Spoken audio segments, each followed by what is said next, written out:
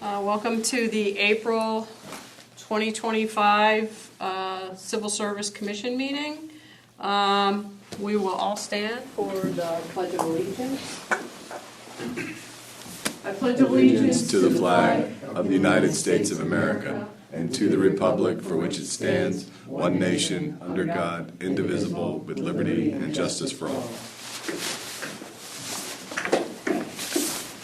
Next on the agenda is attendance. I would like the record to reflect that Ronald Plant is our newly appointed, I said Ronald, right? I just want to make sure I didn't say Robert. I'm sorry, because I'm like Led Zeppelin fan. Ronald Plant is here as one of our newly appointed members.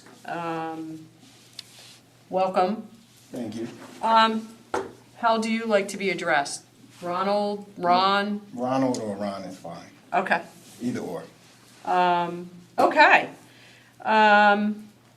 Patty is not present, but we still have a quorum.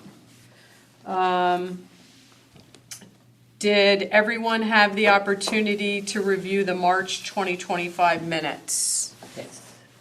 And Can I have a motion to can I have a motion? accept? Thank you. I Make a motion? Make a motion that we accept the minutes as they stand. Thank you. Okay. And I second it. Okay. All in favor to accept the March 2025 minutes, say aye. Aye. Anyone opposed? No one's opposed. The motion carries. They are accepted. Next on the agenda is the police department report, and Lieutenant O'Brien is here to give us that. Okay, I have 10 items or so to go through in no particular order. The first update is on Officer Crawford, who just graduated the police academy. He's gone through his first initial week of in-house training with us, and he just hit the street today, obviously riding with an officer. It should also be noted that he had the highest grade in his class while in the academy. Who's his sergeant? He is with Sergeant Wack. Okay, and who's the FTO on his squad? Actually, Marinelli. Oh, interesting. Oh, excellent. Yeah, a younger officer, his first time training somebody, but he has the skill set. Yeah. Yeah, he has the skill Good young set. man. He is a Crawford good- was our first from the test last summer, right?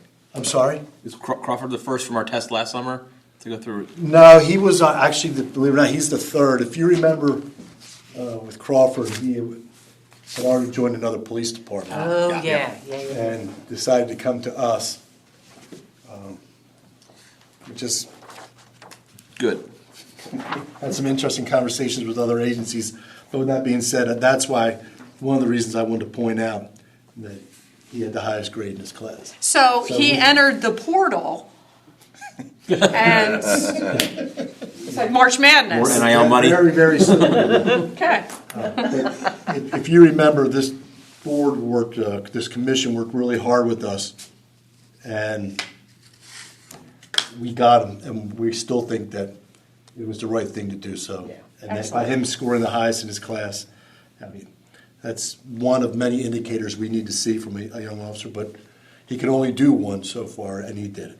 Excellent. So we have another officer in the academy right now, Officer Freeney, and I check in with her every 2 weeks or so, and she's going through the academy. She's having no difficulty, and I get updates from. She's actually at Monaco, Okay. so I get periodic updates, and I have no concerns whatsoever there. Okay. There is a traffic calming town hall being hosted by the township on April 30th. And traffic calming, and I just brought some brochures, and I wanted to announce this publicly. Traffic calming is a government way of saying that the township recognizes that there's traffic problems in Plymouth Township with congestions and things of the sort. And so they're holding a meeting. And so please feel free to spread the word about this.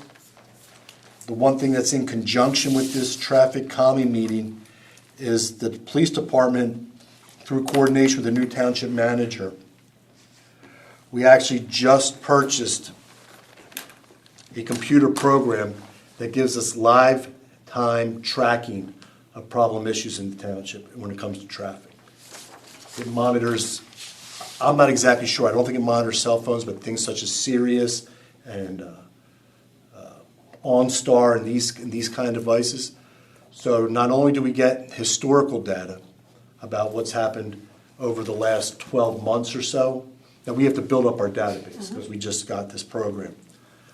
But we can literally go on the computer and put in any road in the township, and we can get an average speed, average number of cars coming by, and get real-time data.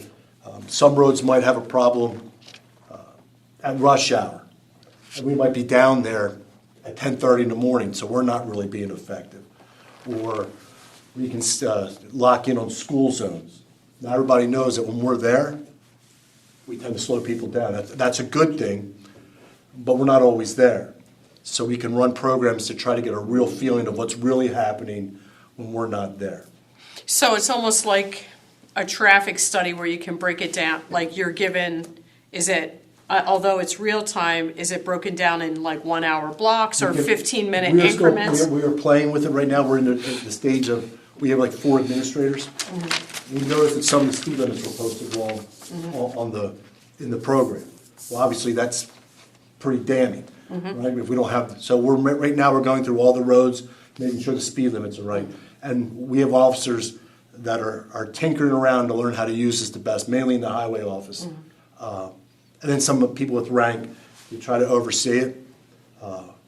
But I really think that this is going to be a game changer for us. And I'm not just saying this to be politically correct. The township manager, when we were meeting with this company, was in every one of these meetings. And that's the way it is, and that's the truth. So we're trying to figure out everything we can do, but for those who don't know, one, when we're down there, we ruin everything. We don't get a real look about what's happening. And the other thing is, we would send officers down there to time vehicles, or we would put out devices to time vehicles, and we'd leave it out there for a week. Then we would go get it, and then we would break down the data. And doing a simple traffic study, although important under the way we did it before, it could take us a week to put the devices out there, get them back, do the math, and get that information to the administration. So this should be, I'm convinced of it, that this is going to be a game changer for a good township that has traffic issues, and that's just the way it is. That's the number one complaint is It traffic. absolutely is the number one quality of life complaint in this township. In some ways, that's good. I was about to say, man, that's a good problem to But have. in some ways, it affects everybody. And this administration came in on this side and met with us. One of our guys stumbled across this. I think maybe, it may have been Whit Payne, who has this already, that might have tipped us off on this, although I can't swear. What's it called? What's the program? It's called like SDK Solutions or something along those lines. But it's basically a real-time traffic monitoring, and you can plug in any road, any segment of a road. So we're probably looking at a May 1st where we're operational on it, where we have our feet wet, we know what we're doing. We're already playing around with it, obviously. And it may have been a Whit Payne thing. Can it tell you, because I meant to ask Tony this, does it tell you if someone is going eastbound or westbound? It can. It can. I asked that same question. So we can, direction, congestion, number of cars coming by, average speed. It's also color-coded. So you could pull up the map and go, red. Why is it red here? And then you get to get a deeper dive Yeah. and start seeing. The other thing is that there's real traffic problems. I mean, there's always congestion, traffic problems in Plymouth Township. But some people are convinced that speeding is happening on their streets when, to be honest with you, it really isn't. Don't be looking at me. I'm not looking at you. You know I know that clearly. Listen, that's what I'm saying. But we have to go out there and do these traffic studies and respond to people who have a legitimate complaint. But sometimes you're out there with your kid and a car comes by and people have the impression. And we're still gonna send officers after them. We're not just gonna tell them, nobody's speeding on your street. But we will have a conversation with them that, but, we're looking at the data of the last month. We really don't see a problem.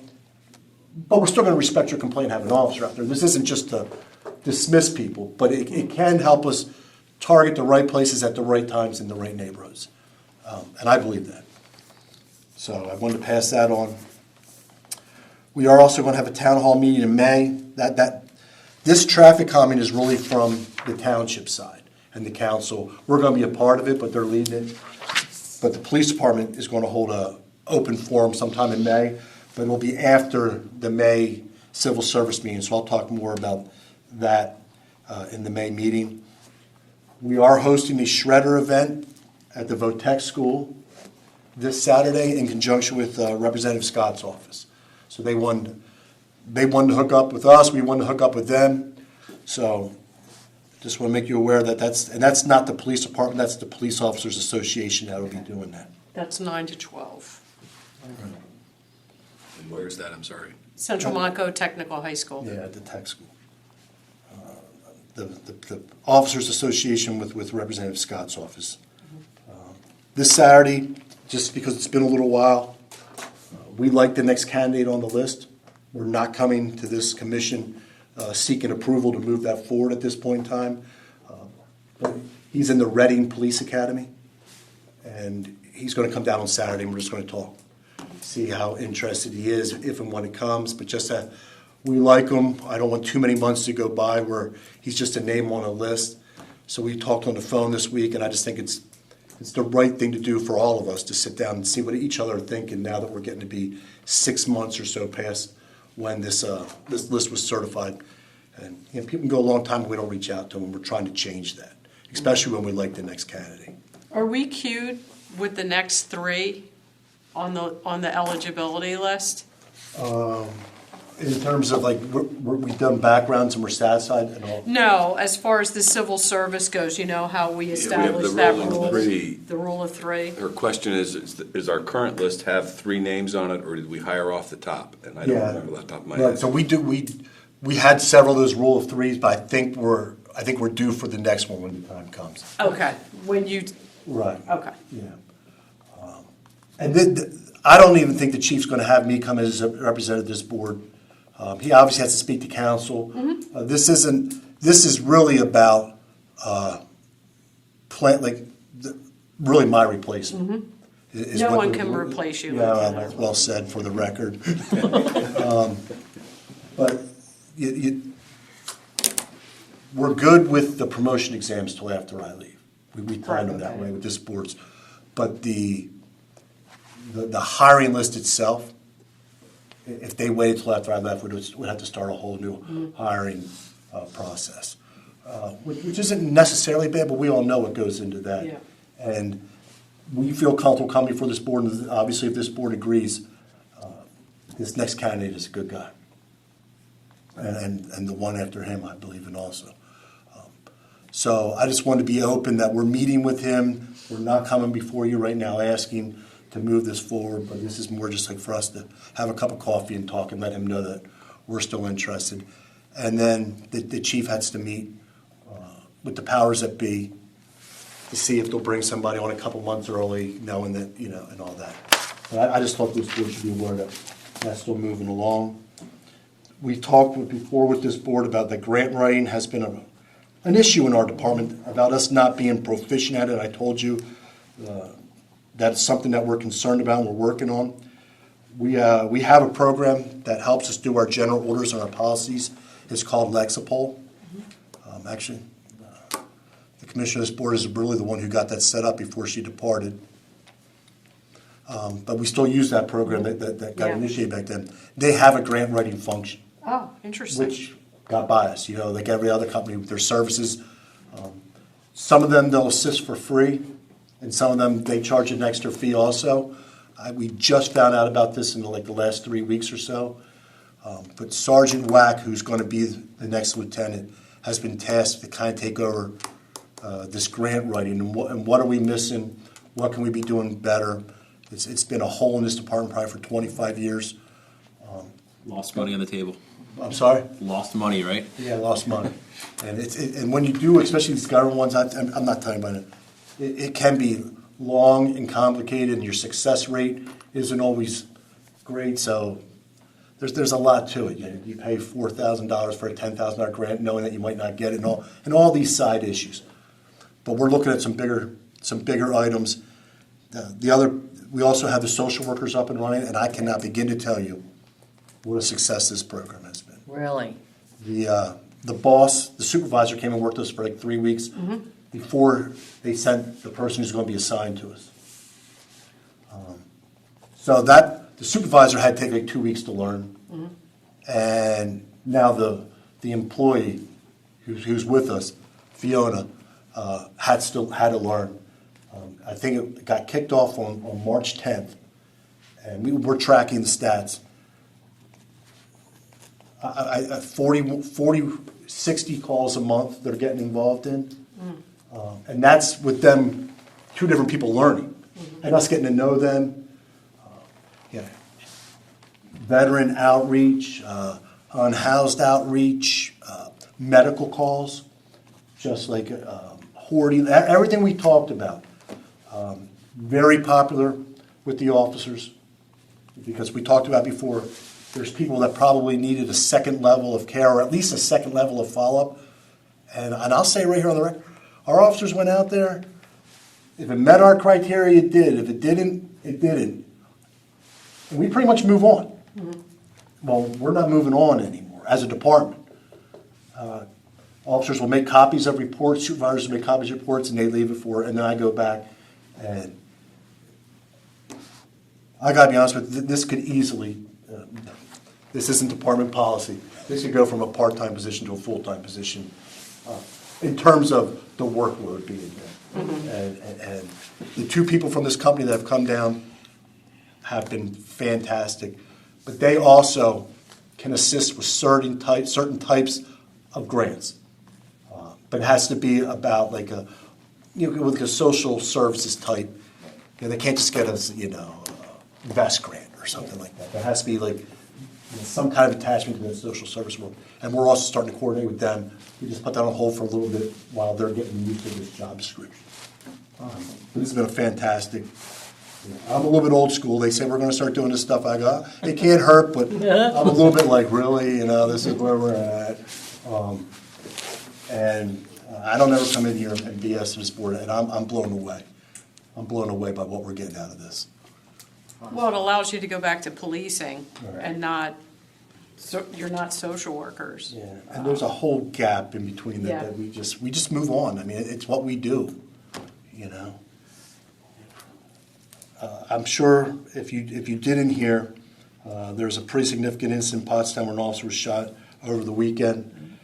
I just want you to know that immediately we sent 3 officers up there to assist, and officers off duty came down to fill in the gap. But what the main point, that they're up there helping is a no-brainer. But the important part I want this board to know is we have the MRAP, which is the military surplus armored vehicle. We're the only township in Montgomery County that has an armored vehicle. Now, the county has a smaller one called a Bearcat, and it's good. And the West Tactical Team out in the western of the county, as a unit, they have one.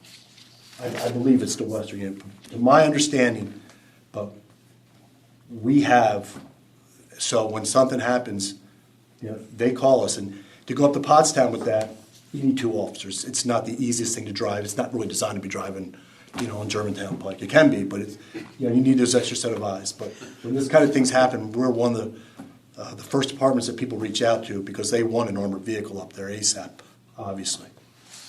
And that vehicle did provide cover for officers as they approached the house, ours. So it was a little bit of an investment, but that's the kind of thing we're getting out of that. And we've probably had it we've had one in one way, shape, or form, probably, I'm going to say 15 years now. How does this work? And I apologize for not knowing this. Or in terms of the investment versus do we? I hate saying it this way, but do we get reimbursed for that, or is it a favor, or is they give us a favor, or they reimburse us for gas? I mean, how does this work in terms of? For anything that's we call it mutual aid, and there's signed memorandums of understanding on mutual aid. And it has to meet certain criteria, but we're very loose on the criteria. I mean, not just us, Right. the county. Chris, everybody is. Yeah. You send people. You need something today, I'll need something Phone tomorrow. rings, you just do it. And the whole purpose is that, like, if Plymouth ever needed help, and we have, Yeah. that they send, but it's not just that they send people. So let's just say, like, there might have been 50 officers out there. Well, that would overwhelm Pottstown's budget.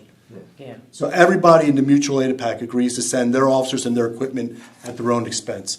And we do that, motorcycle details, canine, sometimes like the Conshohocken Parade, for example. We'll send a couple officers up to help. But the agreement is that, like, I'm bringing in 50 officers, and 20 officers, 10 officers, and it would overwhelm my department's budget. So everybody eats a little bit, knowing that if they need it, they're going to need to. So we don't ask for anything. Okay, I see. And the worst part, for the record, not the worst part, during campaign season, heavy campaign season for politics. Yeah. The federal government is relying on the local police departments more and more now. This candidate, this officer, this office holder is going to be in your township, and can you please provide security? And it's a request, but it's really not.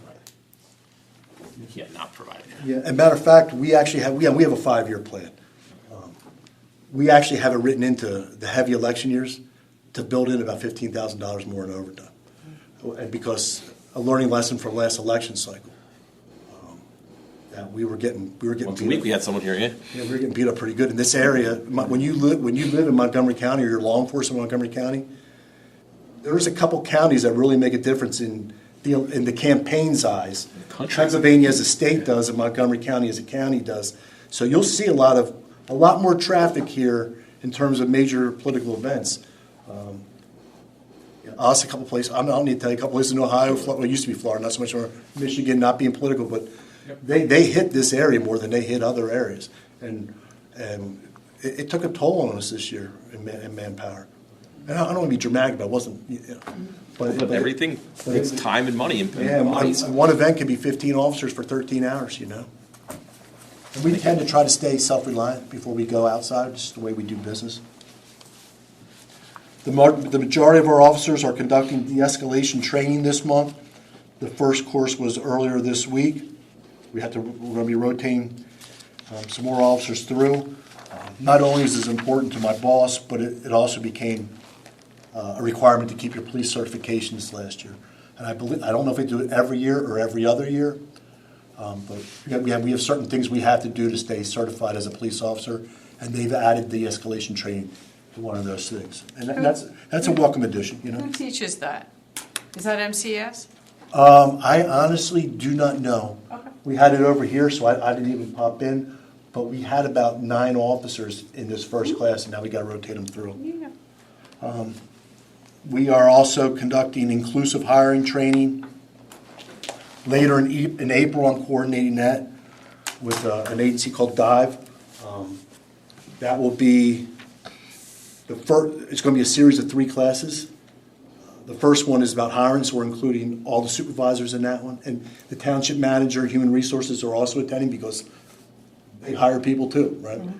It's not about police hiring. I mean, there might be a slant that way, but there will be 2 additional trainings in terms of how we police responsibly in this community that all the officers will attend. I don't have to tell anybody, who's been here that this same kind of thing is important to my boss. They're not just words because we're at a civil service meeting, it's being recorded. These things are important to him. I think you can start off by saying words, and at some point in time you have to prove it. I think if those who've been around this over the last 3 years at this point in time have to believe that it's not just words with him. All right? And because it's not just words with him, it means it's not just words with me or the sergeants or the officers, because that kind of stuff does matter.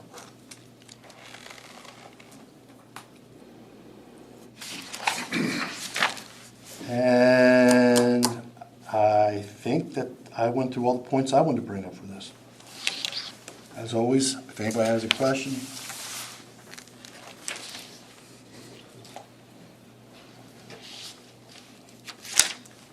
No one has any questions for Lieutenant O'Brien? No.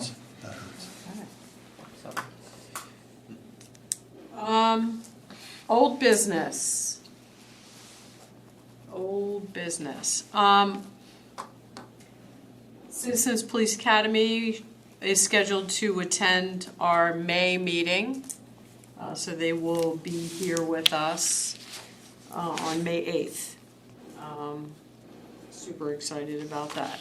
They will be here on May. What's So that? are we in They there? will be here. Are we in there or are we in here?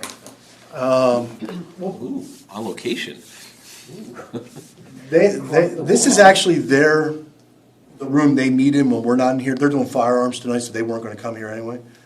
So I would just make the suggestion, of course, is that we start off in here, kind of wrap up a regular, and then intermingle with them.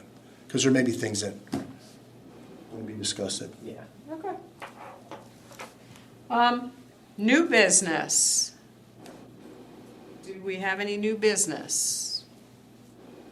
New business? No new business. All right, compliance report. Just a brief reminder, if you have not already done so, everyone's statement of, Ron's not you yet, but everybody else, your statement of financial interests are due May 1st. They come with instructions. I'm happy to walk anybody through them, and if it matters, I have to complete them as well. So we all just have to do it. Ron, you'll get the joy of doing this next year. Next year. You do them 1 year in arrears. Yeah. So now that you've joined us, you'll get to fill out a statement of financial interest. It's not detailed, it's not horribly annoying, but it's just one of the things we must do. Okay. It's the commission members, the commission staff, just senior township employees, just part of the deal. Gotcha. But it's not a big, not a problem, it's just a box we must check correctly. Problem. That's it. All right, and we also have his email address to be able to, Yes, I will send around a note tomorrow to the group welcoming you, and you'll have all of our contact information for emails going forward. Thank you. and then it'll be updated to, so we don't bother Dr. Jones. Her email will be, well, she wants to stay on, but I don't think Dr. Jones wants to get the email chain. Public comment. There's no members of the public here. As always, members of the public are invited to attend our meetings. We encourage the public and township residents to attend these meetings, say in the police department. I don't know what this means, but it does say 2 participants. Really? Was anyone there? Is anyone out there? One may be my IT department who agreed to be present if I had any problems. Is that Brandon? Hi, Brandon. That means somebody else is there. Let's see. It's a start. All right, that's the chat. Let's open that up. Rome wasn't built in a day. Ron, you're going to realize real quick that I'm the last person, It's probably Patty. not only in this world, but definitely in this room, that should be running the electronics. Nah, it's just civil service and Brandon. He's preparing for his post-police career. He's going to be the IT guy for this. IT consultant. And we don't mean just Brandon, we mean Brandon.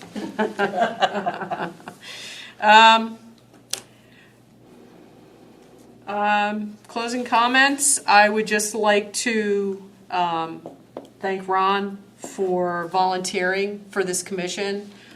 We've worked hard in the last couple of years. This last year, we worked really, really hard to find a test product that allows us to field what I think are the best candidates that any police department could have. So I thank everybody for, again, their hard work. I thank you for volunteering to fill the vacancy. Anybody else have any comments, questions, or anything they want to address before we adjourn? No? Okay. Lieutenant? No? You're good? All right, then I will entertain a motion to adjourn the meeting. Move to adjourn the meeting. Can I get a second? Second. All in favor, say aye. Aye. Opposed? No one? Meeting adjourned.